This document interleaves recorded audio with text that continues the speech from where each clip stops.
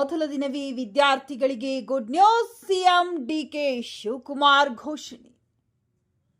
ಎಲ್ಲ ವಿದ್ಯಾರ್ಥಿಗಳಿಗೆ ಬಸ್ನಲ್ಲಿ ಉಚಿತ ಪ್ರಯಾಣ. ಎಸ್ಎಫ್ಐ ಸ್ವಾಗತ.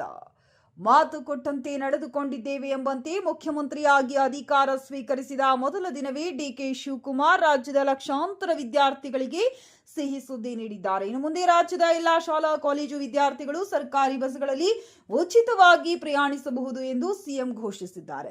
ವಿಧಾನಸೌಧದಲ್ಲಿ ಅಧಿಕಾರ ಸ್ವೀಕರಿಸಿದ ಬಳಿಕ ಮೊದಲ ಪತ್ರಿಕಾಗೋಷ್ಠಿಯಲ್ಲಿ ಮಾತನಾಡಿದ ಸಿಎಂ ಡಿಕೆ ಶಿವಕುಮಾರ್, ಕಲಿಯುವ ಮಕ್ಕಳಿಗೆ ಹೊರೆಯಾಗಬಾರದು, ವಿದ್ಯೆ ಕಲಿತವನಿಗೆ ದಾರಿ ಇಲ್ಲ ಎನ್ನುವ ಸ್ಥಿತಿ ಬರಬಾರದು. ಬಸ್ ಪಾಸ್ ದುಡ್ಡು ಅಂತ ಅಲಿಯುವ ಚಿಂತೆ ಬಿಡಿ. 11ನೇ ತರಗತಿಯಿಂದ ಸ್ನಾತಕೋತ್ತರ ಪದವಿವರೆಗಿನ ಎಲ್ಲ ವಿದ್ಯಾರ್ಥಿಗಳಿಗೆ ಬಸ್ಗಳಲ್ಲಿ ಉಚಿತ ಪ್ರಯಾಣದ ಸೌಲಭ್ಯ ಜಾರಿ ಎಂದು ಸ್ಪಷ್ಟಪಡಿಸಿದರು. ಸಿಎಂ ಘೋಷಣೆಯನ್ನು ಸ್ವಾಗತಿಸಿದ student federation of India Pavan Kumar ಏನ್ ಹೇಳಿದ್ರು ನೋಡೋಣ ಬನ್ನಿ. ನೂತನ ಡಿ.ಕೆ. ಶಿವಕುಮಾರ್ ಏನು ಪ್ರಮಾಣವಚನ ಸ್ವೀಕಾರ ಸಂದರ್ಭದಲ್ಲಿ ಏನು ಘೋಷಣೆ ಮಾಡಿರೋ ವಿದ್ಯಾರ್ಥಿಗಳಿಗೆ ಬಸ್ ಪಾಸ್ ಉಚಿತ, ಅದು ಭಾಳಷ್ಟು ಯೂಸ್ಫುಲ್ ಆದಂಥ ವಿಚಾರ. ಯಾಕಂದರೆ ಸುಮಾರು ಹೋರಾಟಗಳ ಪ್ರಯತ್ನದಿಂದ SFI ವಿದ್ಯಾರ್ಥಿ ಸಂಘಟನೆಯಿಂದ ಸಾಕಷ್ಟು ರಾಮಲಿಂಗ ರೆಡ್ಡಿಗೆ, CMಗೆ ಮತ್ತು ಸಂಬಂಧಪಟ್ಟ ಅಧಿಕಾರಿಗಳಿಗೆ, ಡಿಪೋ ಮ್ಯಾನೇಜರ್ಗಳಿಗೆ ಸಾಕಷ್ಟು ಬಾರಿ ಲೆಟರ್ ಕೊಟ್ಟಿದ್ದಾರೆ. ಅದ್ರ ಭಾಗವಾಗಿ ಅವರು ನಮಗೆ ಯಾವತ್ತೂ ಹೇಳ್ತಾ ಇದ್ರು, ನಾವು ಮುಂದಿನ ದಿನಗಳಲ್ಲಿ ಘೋಷಣೆ ಮಾಡ್ತೀವಿ, ವಿದ್ಯಾರ್ಥಿ ಪರವಾಗಿದ್ದೀವಿ ಅಂತ ತೋರಿಸ್ತೀವಿ ಅಂತ ಹೇಳ್ತಾನೆ ಬಂದಿದ್ದರು 3 ವರ್ಷಗಳಿಂದ.